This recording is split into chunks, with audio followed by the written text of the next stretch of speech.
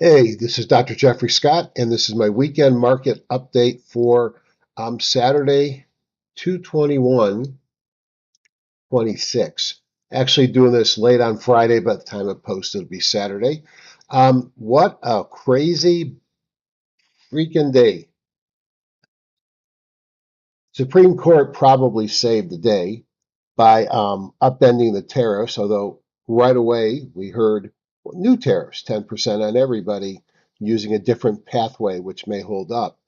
But considering that the GDP came in light, the PCE came in a bit hot, we still finished higher. That's probably much more meaningful than it seems. And maybe it's a sign that maybe the markets are ready to start heading up because you had the tariff issue, you still got this saber rattling of what a limited airstrike might be against Iran. You still have GDP surprisingly light, and you had inflation. Wow. Again, my name is Dr. Jeffrey Scott, marketmripro at gmail.com. Google Group is Top Down Trader, and my website's marketmripro.com. Although I guess it's possible, could today have just been a bull trap to sucker more people in? We shall see. This is for educational purposes only. Anything I talk about should be taken in the spirit of education, not investment advice. The intent of the video is to demonstrate the tools of top-down analysis, how I apply them. Trading involves risk. You are solely responsible for any investment decisions you make. I may own or intend to buy or sell any stock I mention. Trading stocks and options should be considered risky. You should always consult with your financial advisor before making trades. I have tools in multiple platforms. The Valentine's Day special is ending at midnight on Sunday night. Um, Regular price is $26.95 with follow-up years $4.95. If you sign up before midnight, you'll get it at $19.95. And as I call them, lots of discounts on top of that based upon loyalty, joining Top Down Trader Group. If you're interested, please email me at marketmripro at gmail.com. Tell me what tools you own. I may ask for some proof of life because I have no access to data for wealth charts or Metastock. And you'll send me the proof, and then we'll figure out your price. You get $100 just for joining Top Down Trader, and $200 each for the three add-ons. I am doing a mentoring on Sunday. I don't expect a big crowd, so those that are coming, I really appreciate it. I will record it, and then if you sign up, all you got to do is ask and get the mentoring session for January and my favorite option strategies. And you'll continue to get live, free, quarterly mentoring as long as I'm in the business. If you're looking for the Wealth Charts video, well, wait till Monday. The Google Group's called Top Down Trader. You just go to Google Groups, click All Groups, join group, pick the group you want, Top Down Trader, and let me know how to contact you. Is there a recession coming? I think today's GDP and PCE maybe force the issue a little bit, and we'll wait and see. We're not seeing anything yet, obviously. If you look at the 10-3 month, 10-2 year, both have crossed over the zero line. The gray bars represent recessions. You cross the zero line, there's a delay, and then you get a recession. So we got one coming. Second and third quarter of a midterm election year, especially with the craziness of U.S. politics, will that be enough? If you look down here, the diffusion index was actually high, 16.3. That argues against a recession. Usually recessions occur when it's below -20 and there's no evidence of credit tightness. It is possible that the GDP was impacted by the government slowdown, and that may be the explanation that's spun, but that still doesn't explain the PCE. If we look at what news to expect this week, well, you could tell that the moratorium against Fed heads is over because you've got Walker on Monday, Goolsby Tuesday. What a great name. Sounds like an Austin Powers character. Bostic on Wednesday, Waller on Wednesday, Cook on Wednesday, Barkin and Schmidt on Wednesday. Those were Tuesday. This is Wednesday. And then we got some interesting data, although much of it is delayed. We got some factory orders, Case-Shillers, wholesale inventories, confidence for February. Jobless claims, that'll be a big one. and then delayed producer price index, core PPIs, PPI year over year, and core PPI. And then some business barometer. So lots of news to keep us hopping. And if we look at earnings, we still got quite a bit of earnings. And some big software companies like Salesforce and Snowflake. And oh yeah, there's a small semiconductor company you might have heard of called NVDA. So keep your seatbelts on another week. It's a judgment call to hold stocks over earnings dates. It's bad judgment to not know when your stock's earnings date is scheduled. On to the charts. Starting with the daily briefing, one day close, Bitcoin was up 0.92. The Qs were up 0.88, Spiders 0.72, Diamonds 0.34, and the Russell actually was flat from my data source. You could see they all opened negative and finished higher, and you could see the ranges here. Dollar was down 0.11%, volatility was down 2.1. So the things that finished in the highest part of the daily range were Diamond, Spiders, Qs, and Bitcoin. I like to look at 12-month or 52 weeks of net new highs minus new lows on the NYSE and the NASDAQ. So NYSE is moving back up towards 100. The NASDAQ still negative. If we look at participation today, you can see the difference. S&P 1500 participation, 65% of the stocks were up, 46% in the NASDAQ, and 60% in the NYSE. NASDAQ continues to be a laggard despite the fact that QQQ was the leader. That must mean the MAGs, the big caps, might have been doing something. We'll see. If we look at sectors and industry groups, blue or green today versus Thursday, you could see improvement across each of the indexes. From a S&P 500 perspective, leadership was communications, discretionary real estate, financials, laggards, energy, healthcare were the two that were down. Technology sort of in the middle, up 0.48. When we look at themes, you could see most of the themes are going to be positive, led by silver, copper, solar, gold, transports, Norway, Internet of Things, semiconductors, e-commerce, millennials, robotics, artificial intelligence, telecommunications. So a lot of strength. If we look at the weakness, it was cannabis, cybersecurity, cloud, and biotech was a bit weak today, although it did come back considerably as the day wore on. So that's what we saw in the markets. If I look at my timing model, the weeklies continue to have the Qs negative, but Spiders, Russell, and Diamonds are holding. The Qs are getting closer and closer to crossing that WMA, but you're still going to have to flip the bongo. If we look at the daily,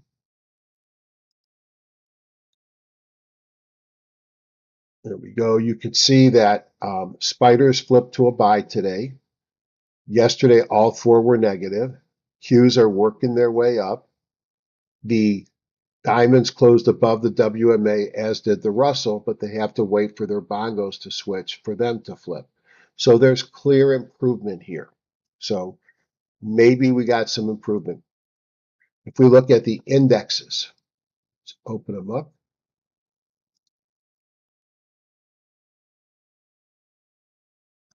Start with the S&P 500, looking at the SPX. You could see a doji yesterday, followed by a pretty strong day today, closing up 0.69, getting above the 17 simple and 21 EMA and 50 simple. So improvement here on the S&P. And you could see seasonality for green, which is 10 years, and the sort of purple color here at 5 years still says it goes down. But if we look at all-time, seasonality is about to start heading up. So not all is bad here. An improved day for sure. If we look at the Qs, very different. It's below the 100. The 17 is crossed below the 100. 17 is crossed below the 50. Seasonality still negative, but a very powerful day today. A bullish engulfing pattern up 0.89. Improved, still questionable. If I look at the diamonds, Again, seasonality doesn't look so great, but we closed above the 17 and the 21 and the 100. Also a bullish engulfing pattern, one that certainly, or close to a bullish engulfing pattern, one that looks like it's ready to go higher. And lastly, the Russell.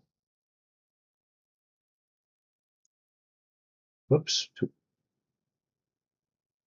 sort of consolidating here, but above the 21-day EMA and the 17. Seasonality mixed above the 50. Again, not far off of all-time highs. I think the indexes look better, even the Qs. We look at volatility, it came down today, still very elevated compared to the baseline resting period. And running this line up has good seasonality, so it does make you wonder if the volatility is high and seasonality is strong for volatility, that may suggest we've got some weakness coming. And then if we look at the dollar is consolidating under the moving averages. Don't forget how far the dollar is from its recent highs. If we go and next look at commodities,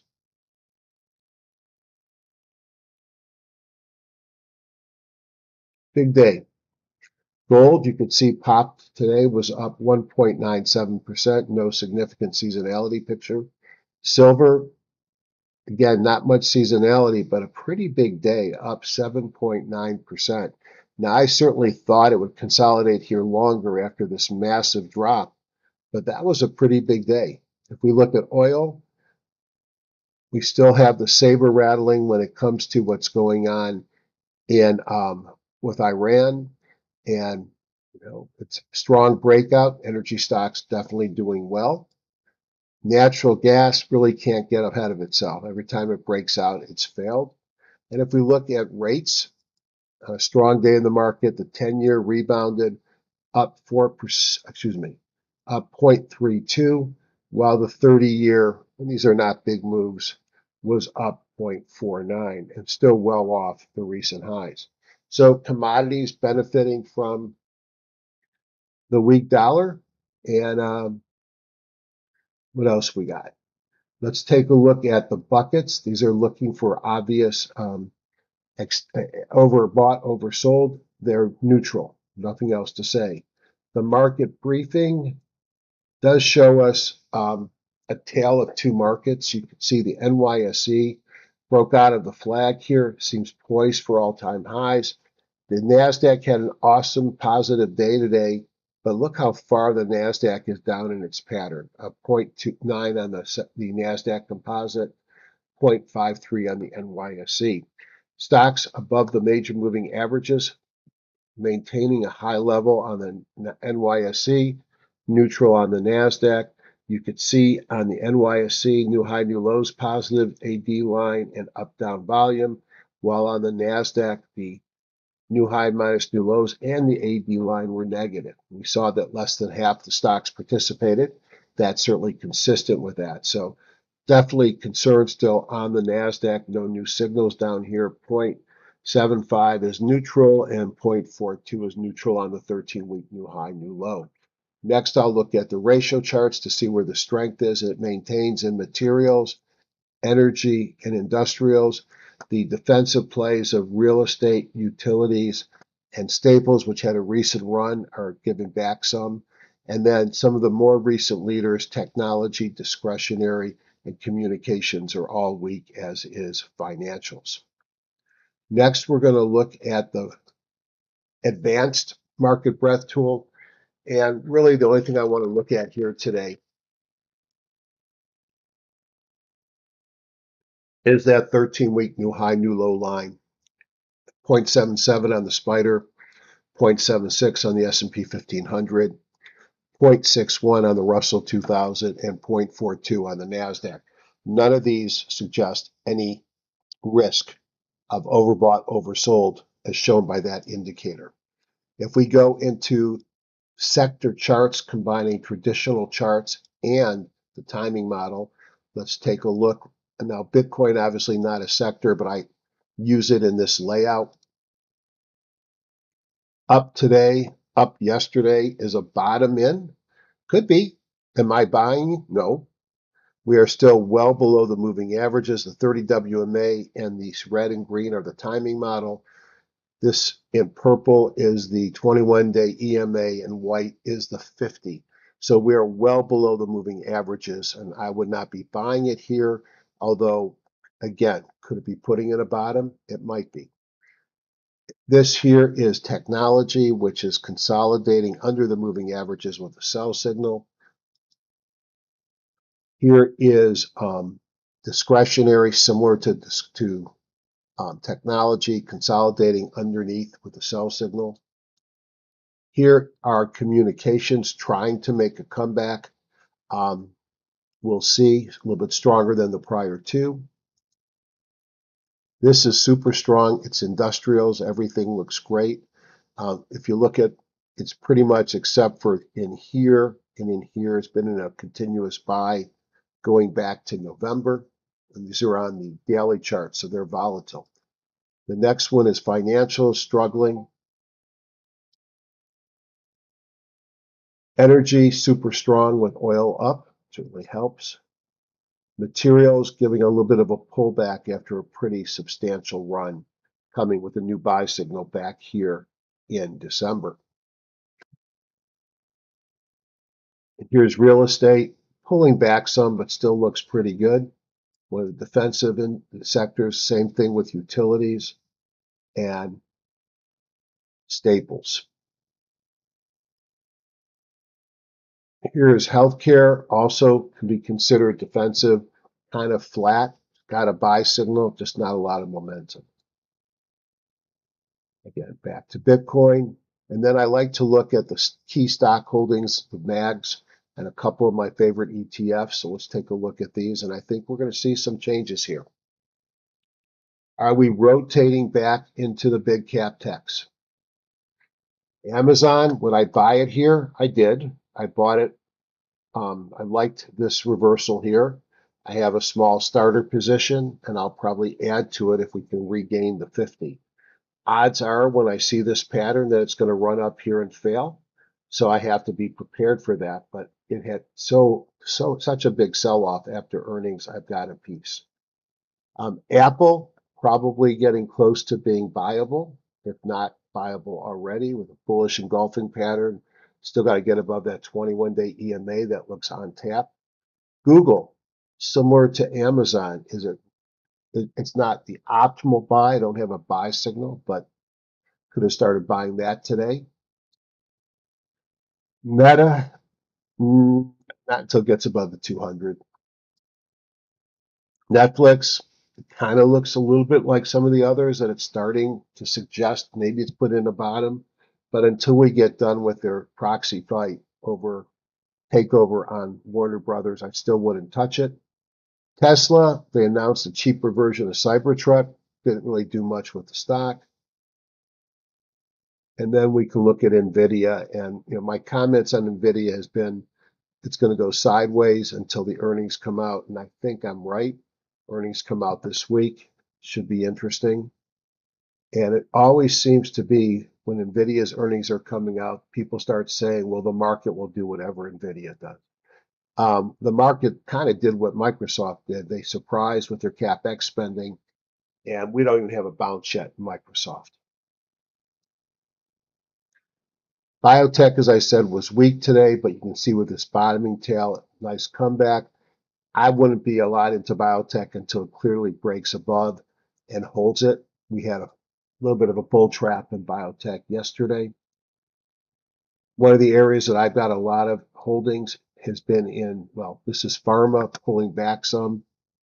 Still looks good. A lot of my holdings are in data center, and data center had a couple-day pullback. Now we're going to see if it goes higher. And then defense is something that usually is good when there's threats of aircraft and rockets and bombs flying and breaking out as well. So a couple of interesting sectors there. Now, what I typically do now is I go and I look at stocks. We are at 19 minutes, so why don't I spend a few minutes looking at stocks, and I'm planning on doing something again Sunday night if time will allow. The top-down tool lets me rank things, and then on the sectors, then get the industry and the top sectors and the stocks. And I have 3,584 stocks. These represent the NYSE, the NASDAQ, and the Amex filtered for $1 and 100,000 shares. Very different than the S&P 500 or 1,500 sector classification, which are much fewer stocks. I'm going to look at two-day momentum, and what comes to the top. The top three are industrials, energy, and tech. Then I'm going to do the same search on or sort on the industry groups. 1, 2, 3, 4, 5, 6, 7, 8, 9, and 10. We've got some energy, we got industrials, internet content information. These are the leading stocks. So I could just go with the two-day sort and see what we have. Fix, what a day. What a great stock. Someone's got to make the, I guess, the air conditioning and other tools for the data centers. Just another big gap up. This thing is extended, and extended things usually pull back eventually, but look at the seasonality.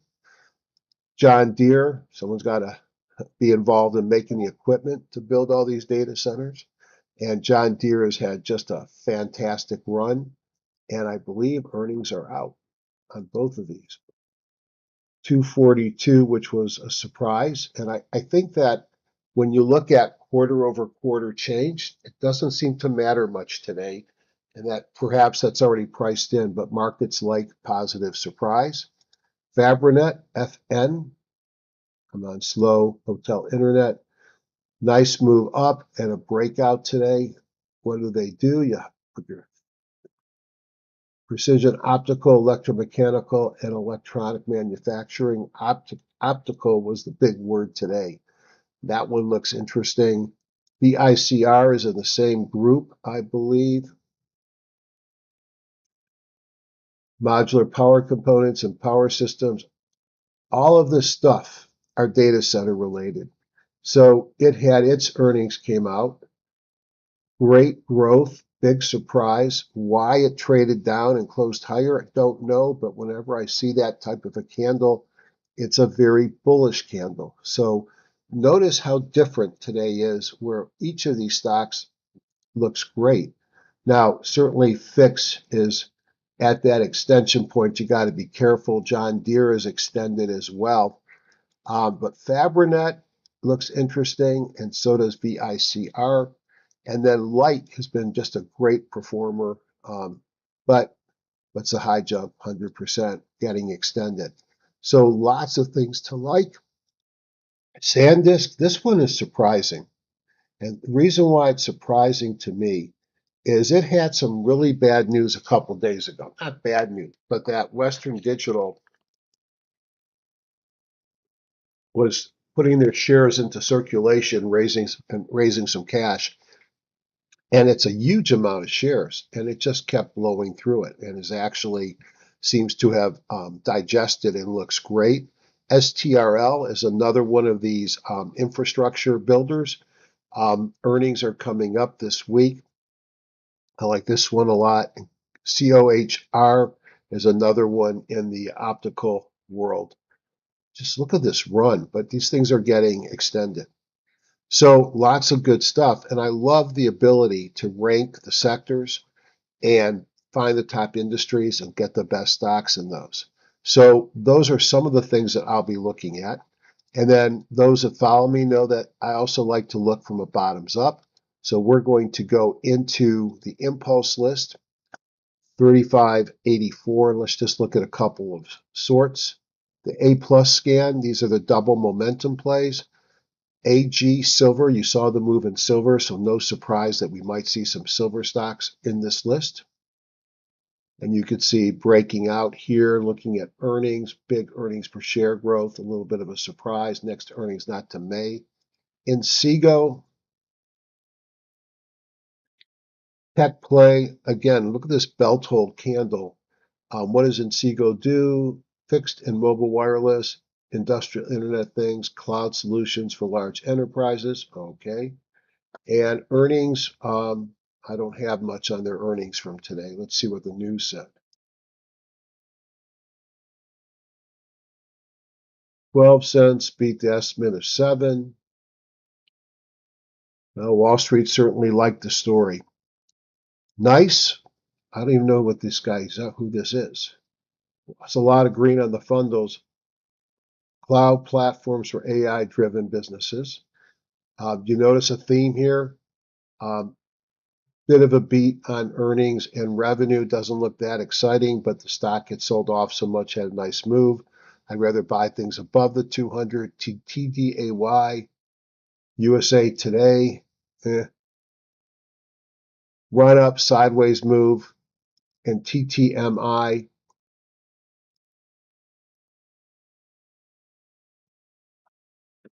Lots of green. Circuit boards, RF components. Another data center story. Data center. Earnings were earlier in February. So to get into this group, you have to have the weekly bond go blue, which means you're in an uptrend. You have to have double momentum, which are 2 of these in a row. The one's above the yellow line. This one's also in a squeeze. Good relative strength in OBV. I like several of these.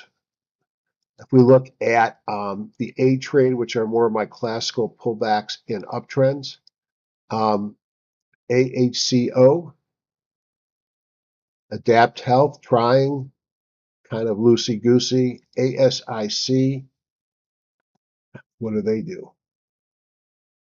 Insurance and reinsurance. No dividend and IPO.